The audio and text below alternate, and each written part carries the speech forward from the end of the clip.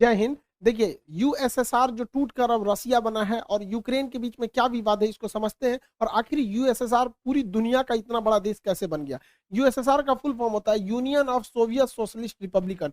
USSR, इसी को shortcut में हम लोग पहले सोवियत संघ कहते थे। इसकी शुरुआत होती है 1917 में रूस की क्रांति में। रूस के राजा, जार कहा जाता था रूस के राजा को। उस समय 1917 में जो जार थे यानी राजा थे, उनका नाम था निकोलस द्वितीय। इनके समय भयानक क्रांति हो गई रूस की, जिसे हम वाल्सेविक क्रांति भी कहते थे।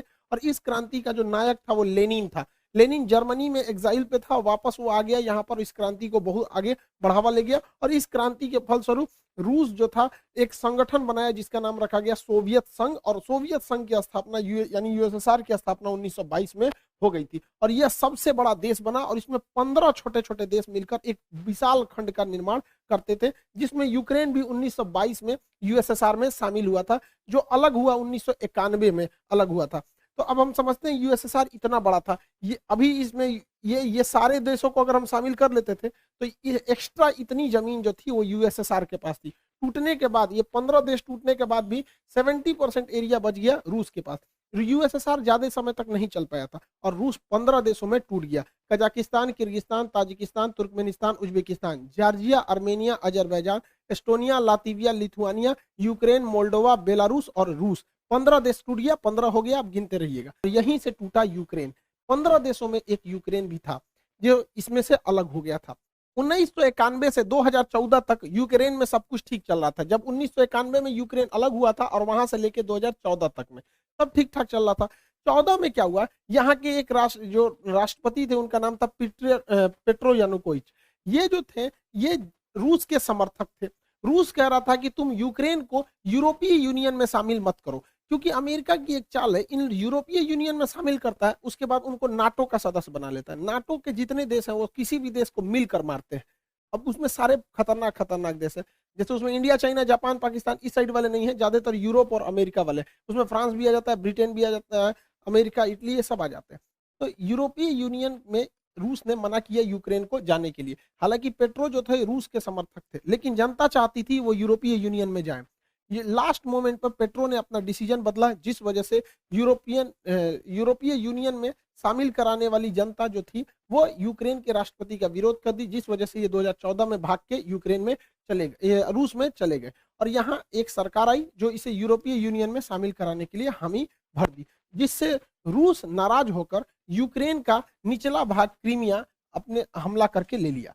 इससे फायदा क्या हुआ रूस को कि ये एजोव सागर पर कंप्लीट कब्जा हो गया रूस का, अपनी नौसेना से कब्जा कर लिया क्रीमिया का। क्रीमिया पर कब्जा जब हुआ 2014 में तो पूरी दुनिया देखते रह गई, किसी ने कुछ भी नहीं किया रूस के खिलाफ, और इस क्रीमिया द्वीप पर कब्जा हो गया। और नीचे जो काला सागर है, क्रीमिया के नीचे जो सागर है काला सागर, यहाँ पर इजिली रूस का वर्चस्व स्थापित हो गया। उस समय भी पश्चिमी देश रूस पर प्रतिबंध लगा रहे थे और दुनिया के जो 8 शक्तिशाली अर्थव्यवस्था वाले देश हैं, जिन्हें G8 कहा जाता है, नक्शा से देखेंगे तो आराम से याद हो जाएगा। बीच में 4 देश याद रखिएगा, ब्रिटेन, फ्रांस, जर्मनी, इटली, ये याद रहेंगे। Britain, France, Germany, Italy. Europe में यही 4 फेमस देश है, ब्रिटेन, फ्रांस, जर्मनी, इटली। 2 ऐसे हो, 4 ऐसे हो गया, 2 इधर से रूस, जापान, और 2 इधर से कनाडा और अमेरिका। कनाडा, अमेरिका, रूस, जापान, और बीच में जर्मनी, यहाँ पे इटली, ब्रिटेन, फ्रांस, ये 8 देश थे G8। इसमें से 2014 में रूस को बाहर निकाल दिया सब, तो G8 जो था वो बच गया G7। तो G8 अब नहीं रहा, क्रीमिया की वजह से ही, यूक्रेन की वजह से ही ये मामला अभी आपको समझ में आ रहा होगा कि ऐसा विवाद हो रहा है। ये चलते आ रहा है, 2014 से ही चलते आ रहा है। तो वो हो गया G7 हो गया, जिसमें से रूस को बाहर निकाल दिया। उसके बाद 2015 में मिन्स्क एग्रीमेंट साइन किया गया। इस एग्रीमेंट में यूक्रेन ने कहा कि भैया हम लोग अब लड़ाई झगड़ा नहीं करेंगे। यूक्रेन भी ध्यान रखेगा कि यूरोप तथा अमेरिका का प्रभाव यूरोप में बढ़ने न दे। लेकिन सब गड़बड़ कब हो गया, जब यूक्रेन ने 2017 में कहा कि वो नाटो ज्वाइन करना चाहता है। नाटो का फुल फॉर्म होता है नॉर्थ अटलांटिक ट्रीटी ऑर्गेनाइजेशन। इसका स्थापना 1949 में हुआ था। वर्तमान में इसमें 30 देश आ गए हैं और ये 30 शक्तिशाली, कनाडा है, America, Britain, France, Italy, Germany, ये जितने खतरनाक देश हैं सब हैं। और ये मेनली रूस को काउंटर करने के लिए। और इस नाटो का आर्टिकल संख्या 5 कहता है कि नाटो के 30 देश किसी को मारे कोई दिक्कत नहीं है, लेकिन इन 30 में से किसी एक को अगर कोई दूसरा देश मारेगा तो 30 मिल के मारेंगे। अब बताइए, यूक्रेन अगर नाटो का सदस्य बन जाएगा तो नाटो के नियम के अनुसार जो भी नाटो का सदस्य है वहां किसी भी देश की सेना आपस में वहां जा सकती है। तो यूक्रेन जिस दिन नाटो का सदस्य बनेगा, अमेरिका की सेना यूक्रेन में भी आ सकती है। अब बताइए कोई देश कैसे बर्दाश्त कर सकता है कि उसका पड़ोसी देश जो उसी से टूटा हुआ है और उसके सीधाने ले आके दुश्मन को बैठाए, और एक दूगो नहीं पूरा ग्रुप के दुश्मनों को बैठाए। अब अमेरिका यहाँ आएगा, अमेरिका एक को गोली चलाया और रूस भी चलाएगा तो हो गया नाटो के आर्टिकल 5 का उल्लंघन, अब पूरे 30 मिलकर मारेंगे। तो अमेरिका यहाँ आके बैठ जाएगा और कमजोर स्थिति का जब फायदा उठा के उस पर हमला कर देगा और पूरा सेना का जमावड़ा लगा देगा। यही है मेन विवाद का जड़। इसमें यूक्रेन कुछ भी नहीं है, सारा विवाद फैलाया है अमेरिका और नाटो ने। बेचारा भुगत रहा है यूक्रेन। यूक्रेन को भी समझना चाहिए कि आप तब तक ही पैर फैलाइए जब तक दूसरे को तकलीफ नहीं हो। कोई भी देश अपनी राष्ट्रीय सुरक्षा को ध्यान में रखता है, ये जरूरी है। अब देखिए नाटो में इतने देश हैं, ये जितने रेड कलर के हैं सब नाटो के देश। अब आप ही बताइए, यहाँ पर रूस है, रूस के सिधाने इतने दुश्मन देश है। रूस अगर इनमें से किसी एक को मारेगा ना तो ये सब मिलके मारेंगे। तो रूस को तो पूरी तरह से बर्बाद करने का प्लान है नाटो वालों का। यूक्रेन को सबक सिखाने के लिए रूस ने क्या किया, एक तो 2014 में क्रीमिया को हड़प लिया। क्रीमिया पे हड़पने के कारण ये एजोव सागर पूरी तरह से रूस के कब्जा में आ गया। इसके बाद यहाँ डोनस तथा लुहांस, ये दो शहरों को, दो जगहों को विद्रोहियों को खड़ा किया और अपने सैनिकों को यहाँ भेज दिया। और वो सैनिक जो थे वो सादी वर्दी में थे और विद्रोह कर दिए और कहें, और रूस ने इसको मान्यता दे दिया कि ये अलग देश है और इन अलग देश है, और यहाँ अपनी पूरी तरह सेना उतार दिया। इसमें पूरी तरह रूस की सेना आ गई। यहाँ रूस की सेना पहले से थी। रूस बहुत ही सावधानी से चल रहा था। ये ऊपर का देश है बेलारूस, यहाँ रूस अपनी पूरी सेना भरे हुए हैं ताकि इधर से हमला करना होगा तो कर ही देगा। ये रूस है, इधर से हमला आराम से कर देगा। और यहाँ से तो रूस घुस ही चुका है, क्रीमिया में पहले से कब्जा किया था। ये नौसेना लगा के यहाँ से चल जाएगा, चौतरफा हमला कर देगा यूक्रेन के ऊपर रूस। यूक्रेन को ये समझना चाहिए, आने वाले खतरों को भापना चाहिए। दूसरे के दम पर आप किसी ऐसे आदमी से आप खतरा नहीं मोल सकते हैं। अब ये लोग क्या कर सकते हैं, तो ये अमेरिका कह रहा है कि प्रतिबंध लगाएंगे, नाटो का धमकी दे रहा है इसको। भैया नाटो का अगर सदस्य बन जाएगा यूक्रेन तब तो बवाल हो जाएगा वहां पर। यहाँ दो एरिया जो है उस पर रूस ने स्वतंत्र देश घोषित कर दिया, लुहांस और डोनेस्क। इसे डोनबास रीजन भी कहा जाता है। अब इस पे इजीली रूस क्या करेगा, यहां से हमला कर देगा। अब आप कहेंगे यूएनओ ने क्यों कुछ नहीं किया, तो यूएनओ को अमेरिका ने खुद एक ऐसा कठपुतली बनाया है कि अमेरिका यूएनओ का यूज करके किसी भी देश पर हमला कर सकता है। आज उसी का फायदा रूस उठा लिया। कैसे उठाया समझिए ध्यान से। यूएनओ का एक नियम है आर्टिकल नंबर 7। आर्टिकल 7 कहता है कि कोई देश किसी दूसरे देश पर हमला नहीं कर सकता है, लेकिन अगर कोई देश से कोई छोटा सा राज्य टूटकर अलग होना चाहता है तो उसे स्वतंत्रता है, और अगर वह देश उस पर अत्याचार कर रहा है तो पड़ोसी उस पर मदद के लिए जा सकता है। नहीं समझे, अब समझिए कैसे होता है। ये रूस ने इन दो देशों को मान्यता दे दिया कि ये अलग देश है, अलग देश है। और आर्टिकल 7 यूएनओ का कहता है कि किसी भी देश की मदद के लिए दूसरा देश आ सकता है। तो यहाँ पर स्वतंत्र देश की मान्यता दे दिया, यहाँ किसी को प्रधानमंत्री राष्ट्रपति बैठा दिया और उसने लेटर लिख दिया किसको, रूस के राष्ट्रपति को, कि हमें सैन्य मदद दीजिए। और इसके सैन्य मदद के आधार पर इस पे हमला कर दिया यहाँ पर, और कह रहा है ये स्पेशल मिलिट्री ऑपरेशन है। युद्ध है नहीं, ये स्पेशल मिलिट्री ऑपरेशन है। यही तो किए थे अमेरिका ने अफगानिस्तान में, यही तो अमेरिका ने किया था इराक में, यही तो अमेरिका ने माली में किया, यही अमेरिका ने सीरिया में किया, यही अमेरिका ने लीबिया में किया, यही अमेरिका मिस्र में किया था, यही अमेरिका वियतनाम में किया था, यही अमेरिका कोरिया में किया था। तो जब अमेरिका करेगा तो गलत नहीं है, रूस कर दिया तो गलत है। यहाँ पर आर्टिकल 17 यूएनओ में कोई भी चीज बर्बाद, यूएनओ क्या कर पाएगा। एंटोनियो गुटेरेस फिलिस्तीन पिटाता है, क्या कर लेते हैं, कुछ नहीं। कश्मीर का मुद्दा आज तक अटका हुआ है, क्या कर लिया इन लोगों ने। तालिबानी जब अफगानिस्तान में आतंक मचा रहे थे, क्या कर लिया इन लोगों ने। ये कुछ भी नहीं है, यूएनओ मतलब कुछ नहीं, तमाशा है। अमेरिकी खुफिया एजेंसी सीआईए कह रही थी कि 16 फरवरी को सुबह 5 बजे रूस यूक्रेन पर हमला कर देगा। अरे बैल है ये रूस, जब तो बता के हमला करेगा। उस दिन हमला करना भी रहता तो नहीं करता, पहले से पता। तो रूस ने क्या किया, उस दिन पीछे हट गया। पीछे भाई समुद्र की लहरें अगर पीछे हटती हैं तो सुनामी की पहचान होती है। गधों को लगता है कि पीछे जा रहा है वहां पे। देखिए इसमें क्या था कि चीन का रूस से काफी अच्छा संबंध है। रूस चीन के बुलावे पे गया था वहां ओलंपिक के उद्घाटन पे, और जाते ये कह दिया कि ताइवान चीन का भाग है। तो सोच सकते हैं रूस और चाइना में कितना अच्छा संबंध है। रूस से चाइना ने कहा था कि ओलंपिक हो जाने दो, विंटर ओलंपिक। तो बीजिंग विंटर ओलंपिक 20 फरवरी को खत्म हो गया, इस दिन लास्ट हो गया। और 21 फरवरी को व्लादिमीर पुतिन ने यूक्रेन में 2 स्वतंत्र देशों की घोषणा कर दी। अब समझिए ये स्वतंत्र देश की घोषणा क्यों की गई है, ताकि यूएनओ का आर्टिकल 7 का प्रयोग किया जा सके। और 23 तारीख को उन स्वतंत्र देशों ने लेटर लिख दिया पुतिन को कि हमें सेना की मदद किया जाए। और 23 तारीख को पुतिन ने क्या कर दिया, सेना से हमला कर दिया। ये युद्ध है ही नहीं, स्पेशल मिलिट्री ऑपरेशन है। किसके वजह से, यूएनओ के आर्टिकल 7 की वजह से। इस हिसाब से हम लोग भी पाकिस्तान में हमला कर सकते हैं। किस तरह से? वहां पर जो बलूचिस्तान है वहां के लोग अगर लिख के दे देते हैं कि हमारी मदद कीजिए, तो हम लोग भी मार सकते हैं। आज यूएनओ क्या कहता है? जिसकी लाठी उसकी भैंस। इसी हिसाब से यूएनओ चल रहा है यहाँ पर।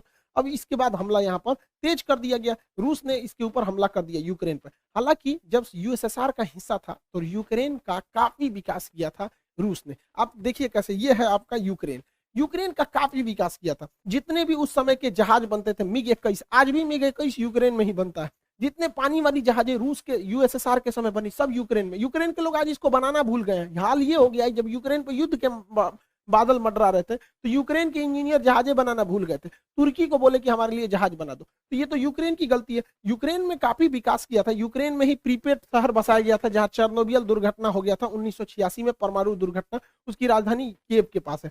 तो यूक्रेन में कोई भी देश इतना ज्यादा लगाव रखेगा और वो देश दूसरे देश को कहेगा कि नाटो सेना यहाँ लगाओ तो भड़कबे करेगा। यूक्रेन में आज भी 30% लोग रसियन भाषा बोलते हैं। पूर्वी यूक्रेन के लोग तो इजीली मान लेंगे कि वो रसिया के हैं, और रसिया इसको छोड़ेगा भी नहीं यहाँ पर, क्योंकि कोई भी देश अपनी सुरक्षा को सर्वोपरि रखता है। यूक्रेन जो है आज भी जो सेना के हथियार बनते थे, टैंक वगैरह, वो रूस यूक्रेन में बनाता था, क्योंकि वो चाहता था कि 15 देश खुल के रखे। आज भी पाकिस्तान के टैंक जो है वो यूक्रेन के ही बने हुए हैं। यूक्रेन जब 1991 में यूक्रेन और 15 देश टूटे थे यूएसएसआर से, तो यूक्रेन के पास लगभग 200 परमाणु बम थे। 1996 में एनपीटी के समझौते के तहत यूक्रेन ने अपना 200 परमाणु बम वापस दे दिया। किसको? रूस को दे दिया। अगर ये परमाणु बम नहीं दिया रहता ना तो ये मामला कुछ और रहता।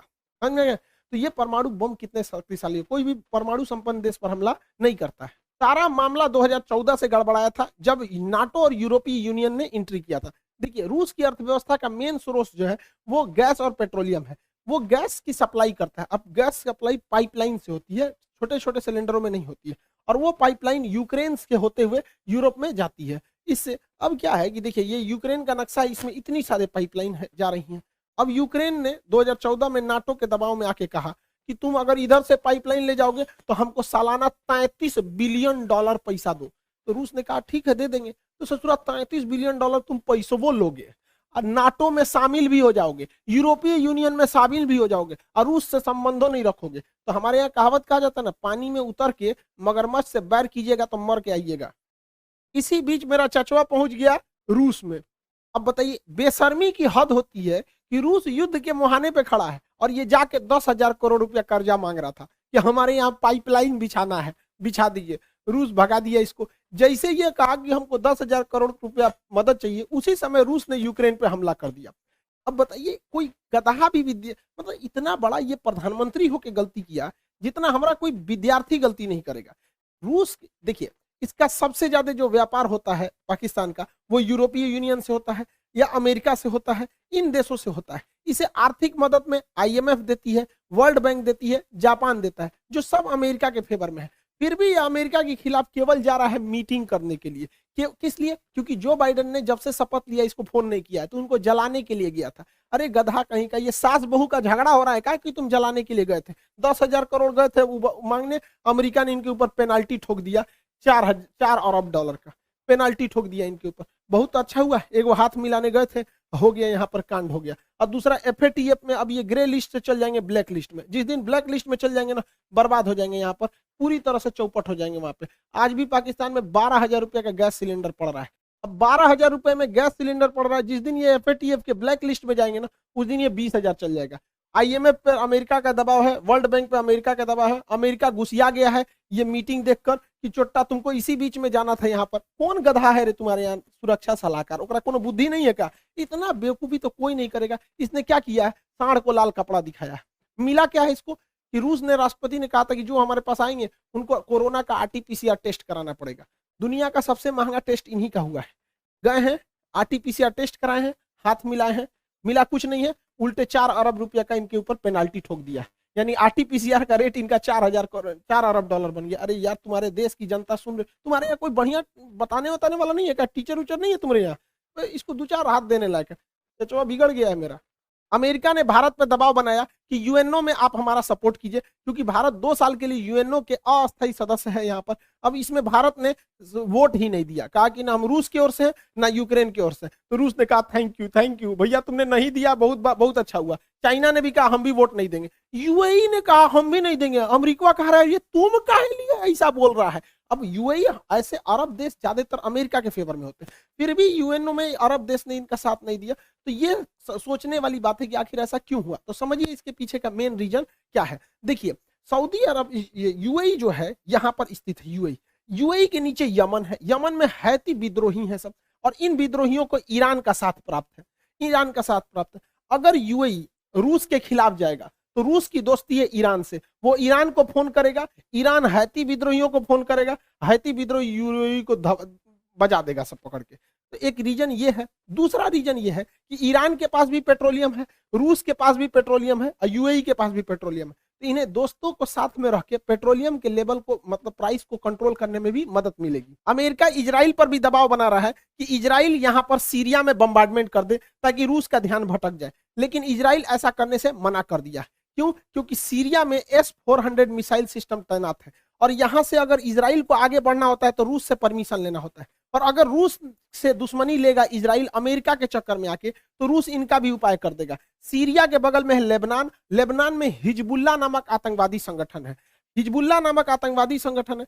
अब इजराइल की दुश्मनी है ईरान से, रूस कहेगा ईरान को कि तुम अपना सारा आतंकवादियों का हथियार सीरिया में भेजो। अब सीरिया से वो जाएगा लेबनान में, और लेबनान में उस हथियार को लेगा हिजबुल्लाह, और वो मारेगा इजराइल को। तो इजराइल ने कहा कि देख भैया, रूस जो है ना सबका उपाय रखा है, इस मिडिल ईस्ट में कोई चूचाई करता है ना तो रूस सीधे किसको करता है? ईरान को करता है, और ईरान सबको कंट्रोल करके रखता है।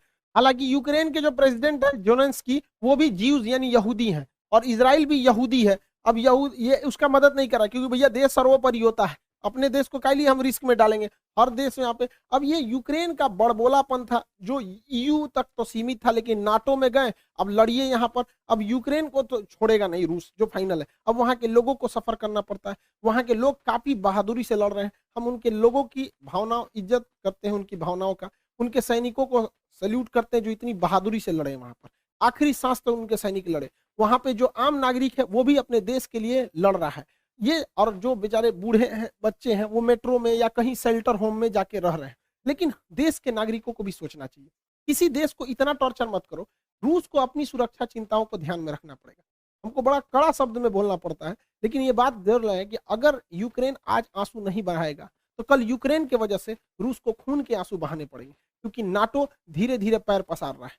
15 देशों को तोड़ दिया नाटो ने, और उसके बाद उन 15 देशों में से सारे देशों को अपने में मिलाते आ रहा है। नाटो की जरूरत क्या है? आप 15-30 देश मिलके किसी को मारेंगे यहाँ पर। तो यूक्रेन के लोगों को इसका खामियाजा भुगतना पड़ेगा। लेकिन क्या होता है कि देश, हर इंसान को अपना देश प्यारा होता है। देश तो बहुत बड़ी चीज होती है। इंसान जिस कमरे में सोता है, बेड के जिस कोने पे सोता है, इंसान को वही कोना पसंद आता है। आप भी अपने कमरे में बेड पे किसी खास कोना पे सोते होंगे, आपको वही नींद आएगा। हर इंसान की मेंटेलिटी होती है। लेकिन ये सोचना चाहिए कि हमारी देश की नीतियां कहाँ सही जा रही हैं। कई बार हमें कड़वे घोंट पीने पड़ते हैं, तो ये चीजें होती है। कई बार देश को ऐसा लगता है कि नहीं अभी हमला कर देना चाहिए, लेकिन उसको सोच समझ के करना चाहिए। हमारे ऊपर भी हमले हुए थे 26/11 जब ताज होटल पे हमला हुआ था। हम लोग भी चाहते तो पाकिस्तान पे हमला कर देते। पुलवामा हुआ था, संसद पर हमला हुआ था, कारगिल पर हुआ था। हम लोग भी चाहते तो इस्लामाबाद पे घुस जाते, लेकिन उस वजह से हमारी देश की अर्थव्यवस्था नहीं बढ़ी।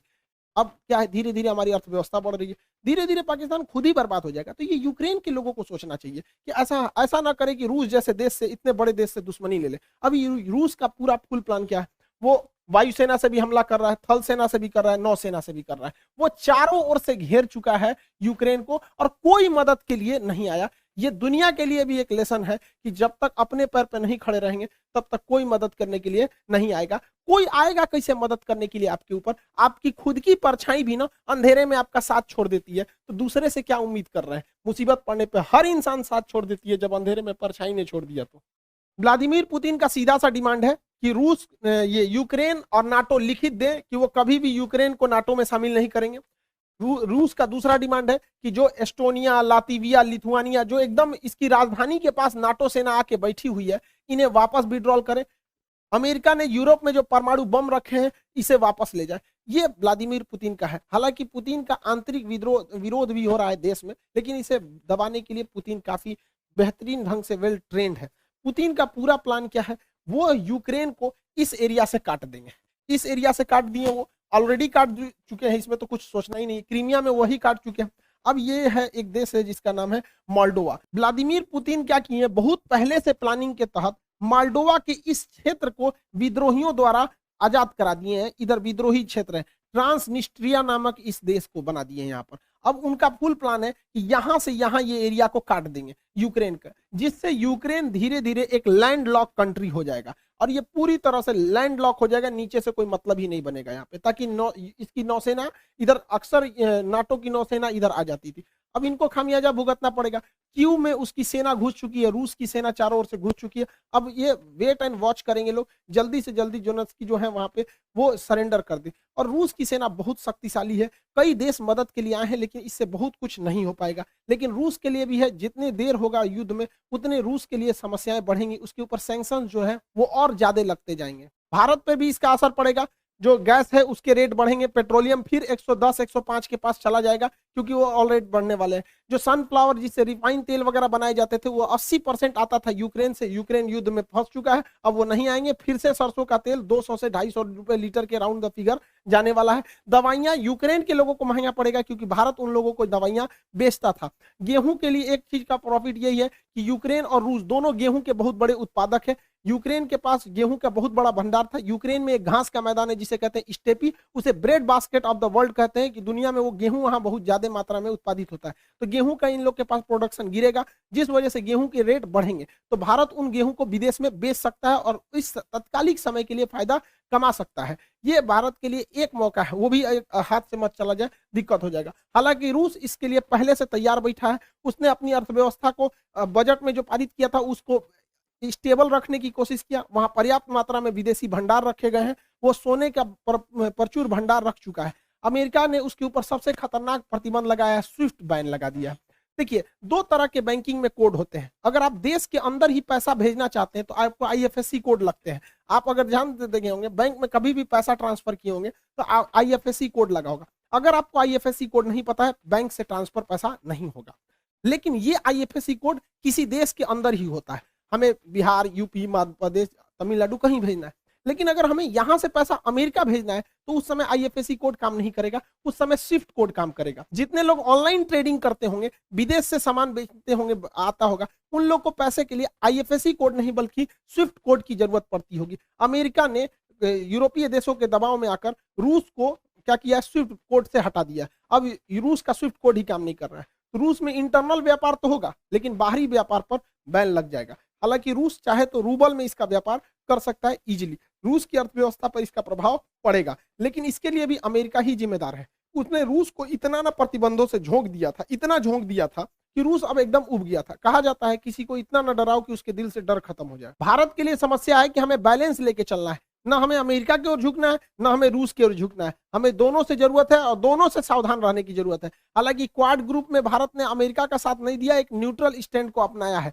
यूएनओ में भी भारत ने एब्सटेन करके मत ना डाल के वो भी एक तरह के न्यूट्रल स्टैंड को अपनाया है। G20 में भी भारत बहुत कुछ नहीं कहने वाला है रूस के खिलाफ। हमें बैलेंस लेके चलना है, अमेरिका के कहने पे हम लोग को नहीं आना है, क्योंकि अगर हम अमेरिका के कहने पे चले आएंगे तो रूस हम चाइना के फेवर में चला जाएगा, क्योंकि वो भी देखेगा कि भैया आप अमेरिका के गुण गा रहे हो तो वो किसके पे गुण गाने लगेगा, चाइना का। और ये चाइना यही चाह ही रहा है, क्योंकि उधर यूक्रेन को कब्जा कर लेगा। यूक्रेन ले गया रूस, अब ताइवान लेके चला जाएगा चाइना, इसके बाद स्प्रेटले द्वीप लेगा, इसके बाद पैरासेल आइलैंड लेगा। ये चाइना के लिए प्लस पॉइंट होगा। अतः चाइना को रोकने के लिए हमें रूस के साथ रखना जरूरी है, साथ साथ अमेरिका का भी साथ देके चलना जरूरी है। तो हमें काफी मतलब बीच बचाव लेकर चलना चाहिए। सबका कारण है नाटो और अमेरिका के चक्कर में पूरी दुनिया आज सफर कर रही है। हमारे देश का सेंसेक्स नीचे गिर गया, 10 लाख करोड़ रुपए जो हमारे सेंसेक्स है, 5% सेंसेक्स नीचे चला गया हमारा शेयर मार्केट, यानी लगभग 2000 अंकों की गिरावट देखी गई है,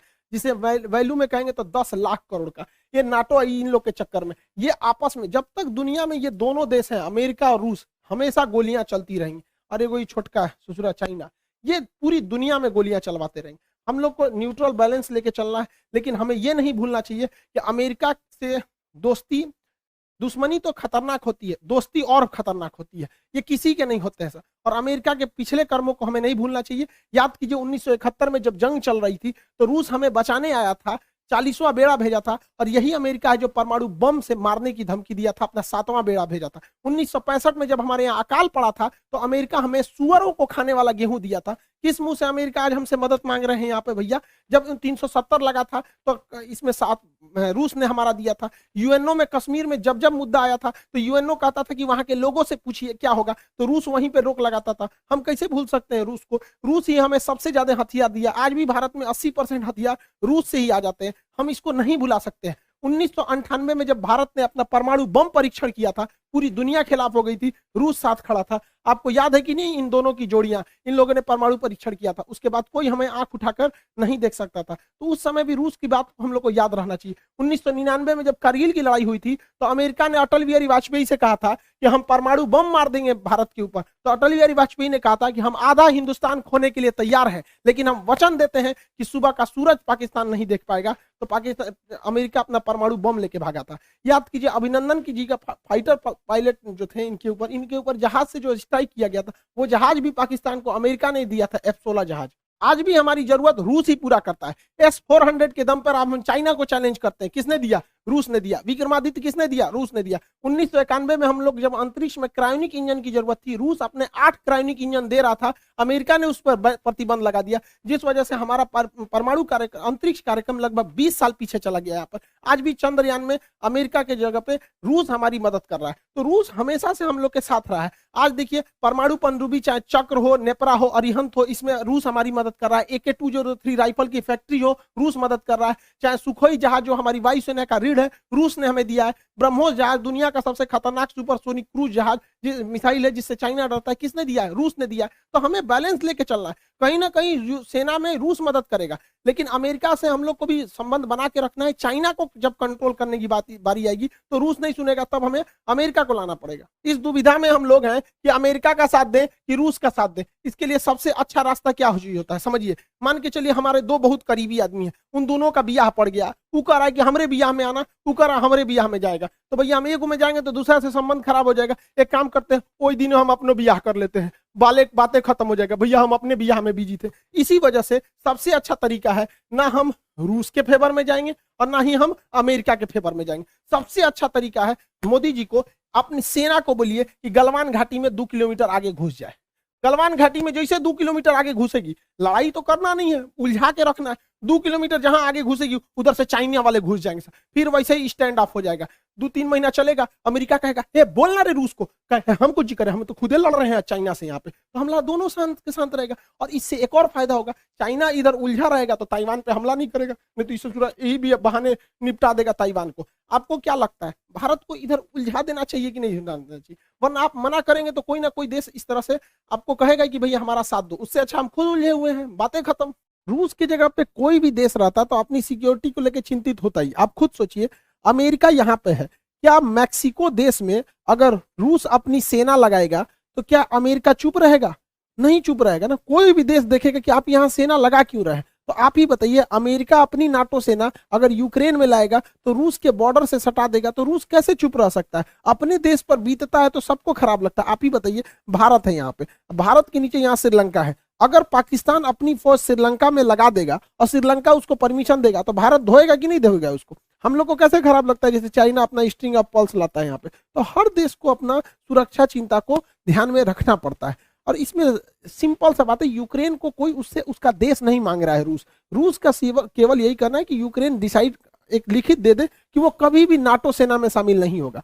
यूक्रेन को यह सोचना चाहिए कि नाटो में शामिल होने से अमेरिका को फायदा है, वो दुश्मनी निकालेगा रूस से। क्या जाता है यहाँ पे, पूरा देश बच जाता, उसके लोग मरने से बच जाते, क्या काम आया नाटो? तो यहाँ यूक्रेन को सोचना चाहिए कि बहुत ज्यादा जिद पालने से कोई खास फायदा नहीं होता है। और हमेशा एक चीज याद रखना चाहिए, यूक्रेन हो, हम हो या आप हो, हम अपना पड़ोसी नहीं बदल सकते, दोस्त बदल सकते हैं। इसलिए दोस्त से संबंध बने बिगड़े, लेकिन पड़ोसियों से हमेशा संबंध अच्छा रखना चाहिए, क्योंकि हमेशा काम पड़ोसी आते हैं। यूक्रेन का पड़ोसी रूस है और ये ना अमेरिका दोस्त है। तो हमेशा एक चीज को ध्यान रखना चाहिए, किला सुरक्षित करने के लिए पड़ोसी का सुरक्षित होना जरूरी है। यूक्रेन को हठधर्मिता छोड़नी चाहिए।